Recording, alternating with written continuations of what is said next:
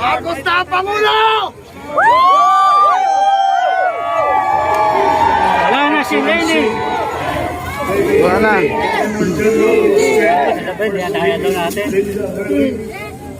Their Excellencies, Special Envoys, and Heads of Delegations, His Excellency, Most Reverend Charles John Brown, and the esteemed members of the Diplomatic Corps, Vice President Sara Duterte, President Fidel Ramos, President Joseph Ejercito Estrada, President Gloria Macapagal Arroyo, Senate President Vicente Soto III, and the honorable members of the Philippine Senate, House Speaker Lord Alan J. Velasco, and the honorable members of the House of Representatives, Chief Justice Alexander Gesmundo, and the honorable justices of the Supreme Court, of course, First Lady Lisa Araneta, and my children, Alexander, Sandro, Simon,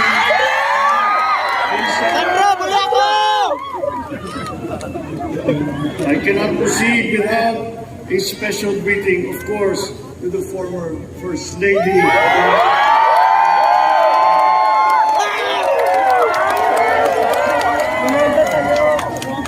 Other distinguished guests, ladies and gentlemen, my friends, ang aking minamahal na mga kababayan,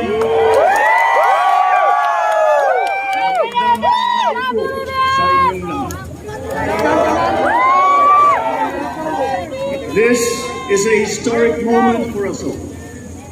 I feel it deep within me.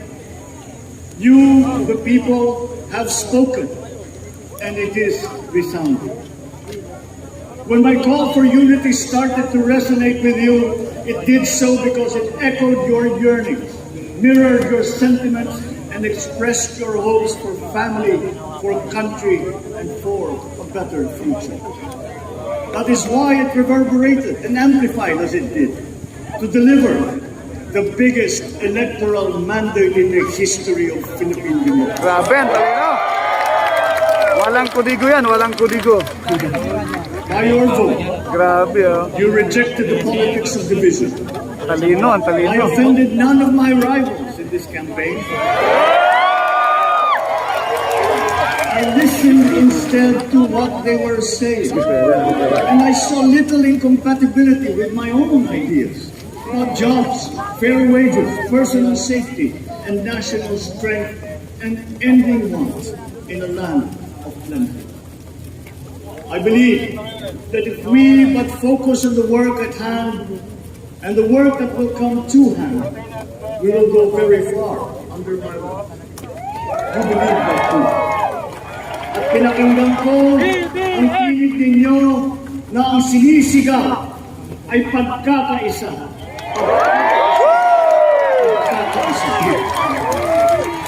We will go farther together than against each other, pushing forward, not pulling each other back, out of fear, out of a misplaced sense of weakness. We are the furthest from weakness. The Filipino diaspora flourishes even in the most inhospitable times, where they are valued for their quality.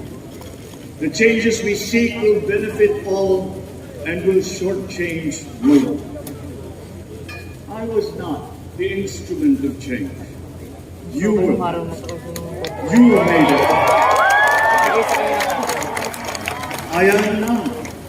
You picked me to be your servant, to enable changes to benefit all. I fully understand the gravity of the responsibility that you put on my shoulders. I do not take it lightly, but I am ready for the task. I will need your help. I want to rely on it, but rest assured I do not predicate success on the wide cooperation that's needed. I will get it done. I once knew a man who saw what little had been achieved since independence. Suna. In a land of people with the greatest potential for achievement. Suna ba ito ngayon? And Hindi yan yet, suna. they were poor. But he got it. Regulasyon yan tiya. Sometimes with a needed Yes, Sona. support, sometimes without. So will it be with his son. You will get no excuses from me.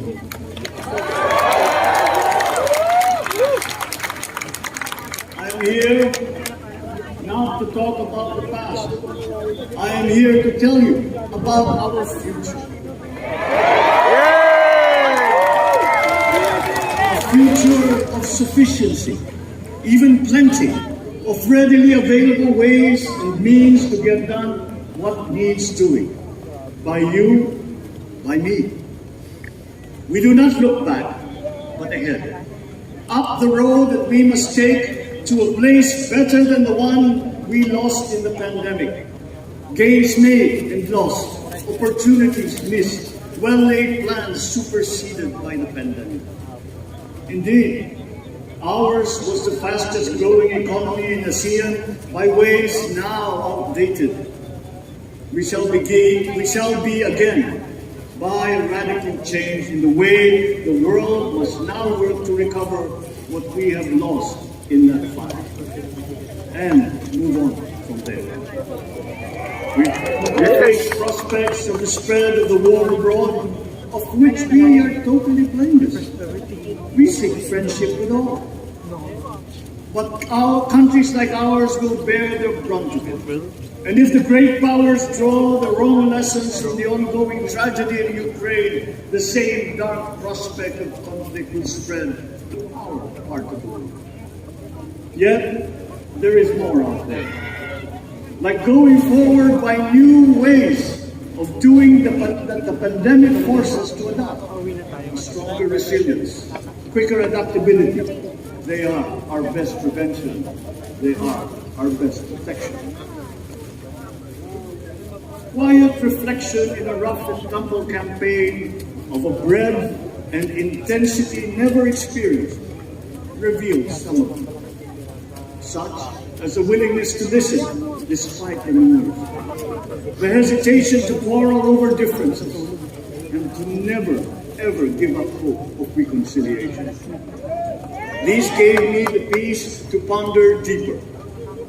There are hints of a road not taken that could get us out of here quicker to something better, something less fragile. There is also what you, the people, did to cope.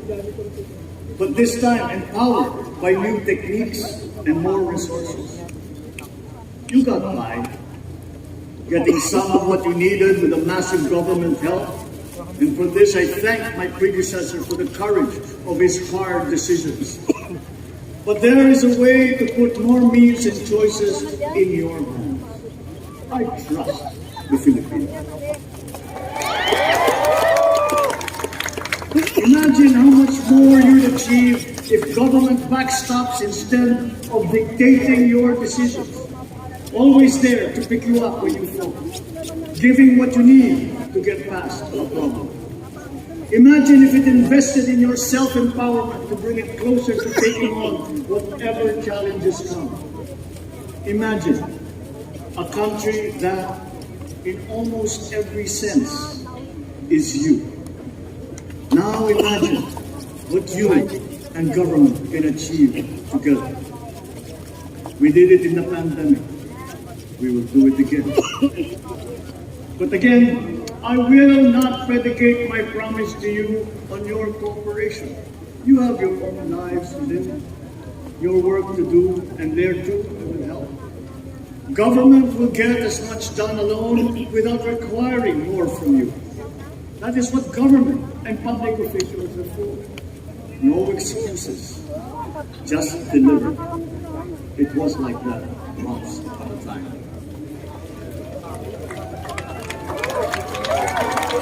I did not talk much in this campaign. I did not bother to think of rebutting my rivals. Instead, I searched for promising approaches better than the usual solutions. I listened to you, I did not lecture you who has the biggest stake in our success. And the forthcoming State of the Nation will tell you exactly how we shall get this done.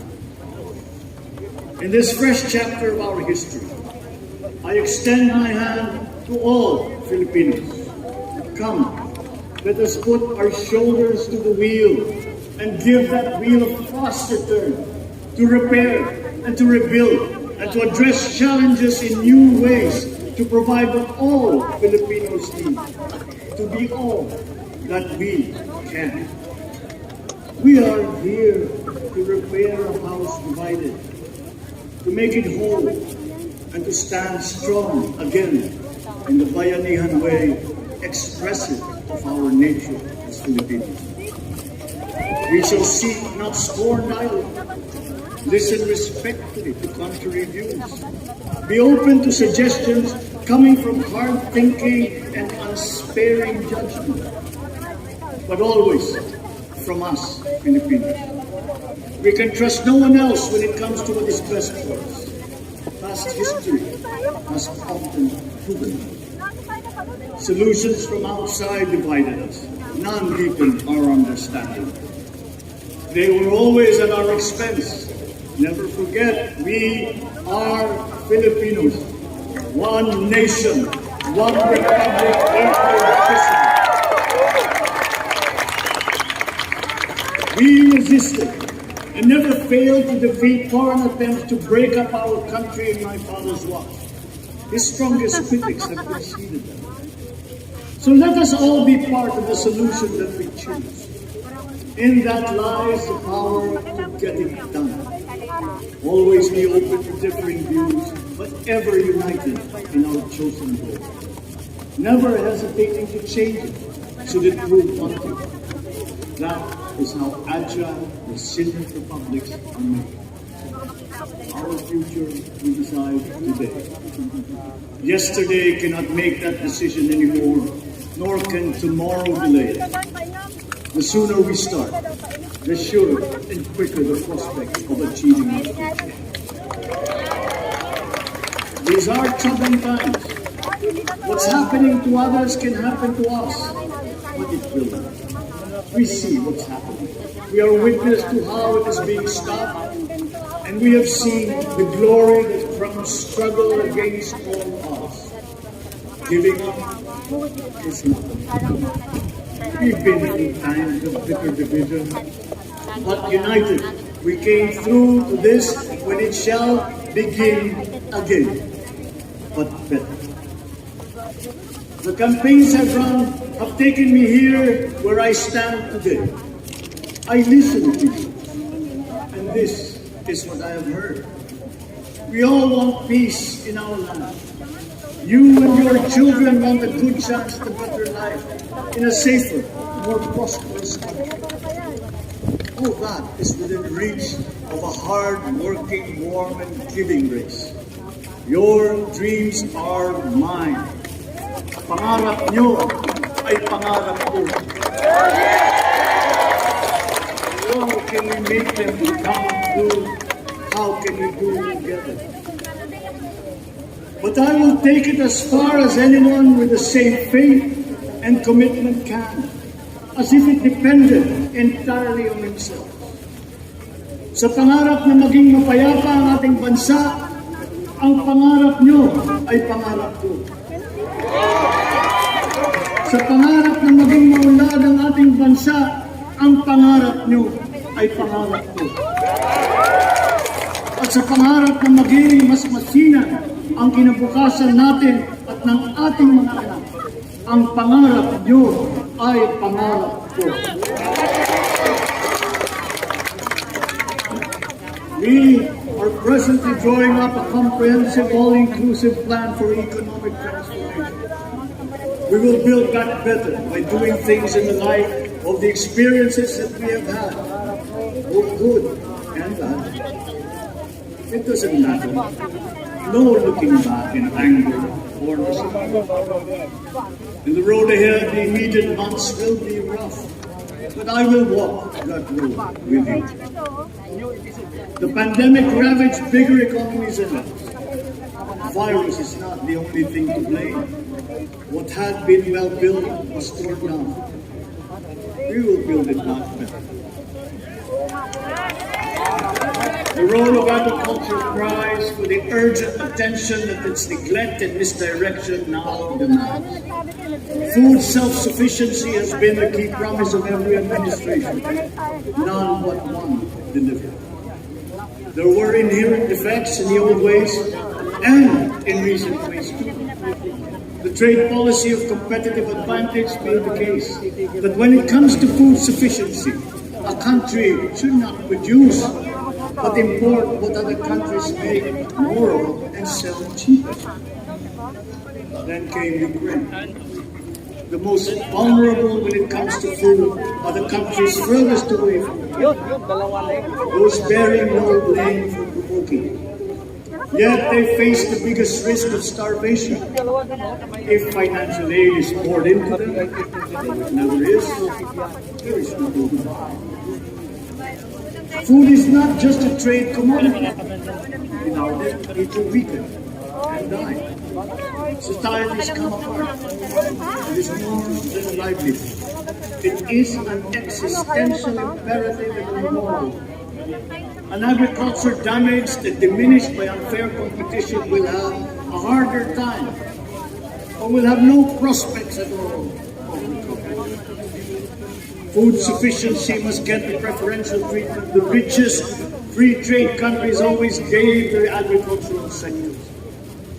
Their policy boils down to don't do what we do. Do what we tell you to. I'm giving your policy the most serious thought if it doesn't change or make more allowances for emergencies with long-term. There is a parallel problem in our energy supply. Sufficient fossil fuel-free technology for whole economies has yet to be invented. And it is not seriously tried by rich countries. Again, consider the response of the richest countries to the war in Ukraine. But surely, a free world awash with oil can assure supplies. Or we will find a way. We are not far from oil and gas reserves that have already been developed. What we teach in our schools, the materials used must be rethought. I am not talking about history. I am talking about the basics, the sciences, sharpening theoretical aptitude and imparting vocational skills, such as in the German example, alongside the national language with equal emphasis and facility in a global language, which we have. Let us give OFWs all the advantages we can for them to survive and to thrive. Our teachers from elementary up are heroes fighting ignorance with poor paper. We are condemning the future of our race to menial occupations abroad. Then they are exploited by traffickers. Once we had an education system that prepared coming generations for more and better jobs. There is hope for a comeback. Vice President and soon-to-be Secretary of Education, Sara Duterte Carpio, will fit that mission to succeed. We won't be caught unprepared, under-equipped, and understaffed to fight the next pandemic. To start with, we never got over the pandemic of poor, if any, free public health. The last major upgrade of a public health system, exemplified by the resources poured into PGH, predates the current shambles of the eighth generation. Our nurses are the best in the world. They acquitted themselves with the highest distinction abroad, having suffered even the highest casualties. With the same exemplary dedication at home, they just got there. They are out there because we cannot pay them for the same risk and workload that we have back here. There will be changes starting tomorrow. I am confident because I have an uplift in my cabinet. There were shortcomings in the COVID response. We will fix them. Out in the open. No more secrets in public public health. Remember, I speak from experience. I was among the first to get COVID. It was not a walk in the park. My father built more and better roads, produced more rice than all administrations before this. President Rodrigo Duterte built more and better than all the administrations succeeding.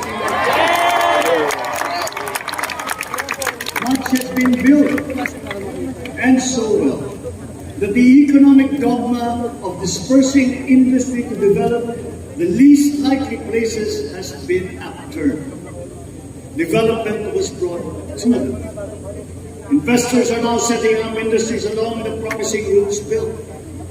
And yet, the potential of this country is not exhausted. Following these giant steps, we will continue to build. I will complete on schedule the projects that have been started. I am not interested in taking credit. I want to build on success that's already happening. We will be presenting the public with a comprehensive infrastructure plan. 6 years could be just about enough time. No part of our country will be neglected. Progress will be made wherever there are Filipinos, so no investment is wasted. The recovery of Philippine tourism with its emphasis on accessing nature's beauty, I am sure will exceed expectations. And bigger is not always better, but there's something to be said for economies of scale. And yet the country invites investments in fast-rising industries with quick returns and inflicts irreparable damage to future generations. We have yet to see large-scale practical solutions to pollution, though some are beginning to emerge. But there are tried and proven new ways of mitigation. Blades have been turning over the sand dunes of Ilocos Sur, harnessing power all around Bataan Sea long before this day. I built them. The rich world talks a great deal, but does a lot less about it than those with much less, but who suffer more death and destruction from climate change and lack of adaptation. We will look to our partners and friends to help the Philippines, who, despite having a very small carbon footprint, is at the highest risk. First, spare victims and help them recover, and move on to lessen the harmful impact of climate change. We too have our part to play. We are the third biggest plastics polluter in the world, but we won't shirk from that responsibility. We will keep it. You will not be disappointed, so do not be afraid. With every difficult decision that I must make, I will keep foremost in my heart and in my mind the debt of gratitude I owe you for the honor and responsibility that you have conferred on me. Whatever is in a person to make changes for the better of others, I lay before you now in my commitment. I will try to spare you your other responsibilities to carry. But I will not spare myself from shedding the last bead of sweat or giving the last ounce of courage and sacrifice. And if you ask me why I am so confident of the future, I will answer you simply that I have 110 million reasons to start with. Such is my faith in the Philippines.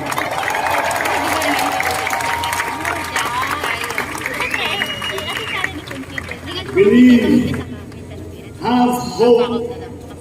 The sun also rises like it did today and as it will tomorrow. And as surely as that, we will achieve the country all Filipinos deserve. God bless the Philippines.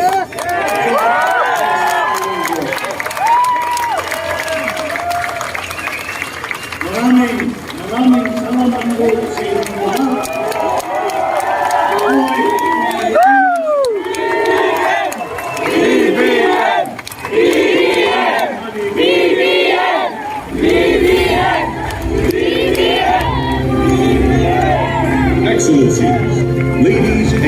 gentlemen, the President of the Republic of the Philippines, President Ferdinand Romualdez Marcos Jr.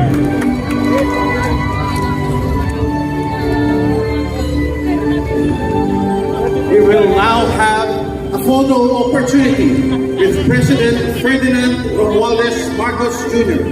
May we invite the first family on stage.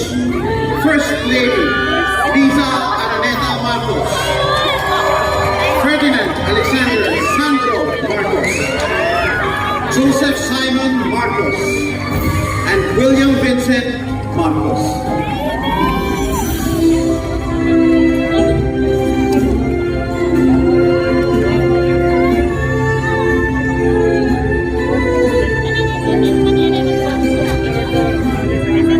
May we now request Vice President Sara Duterte to join the first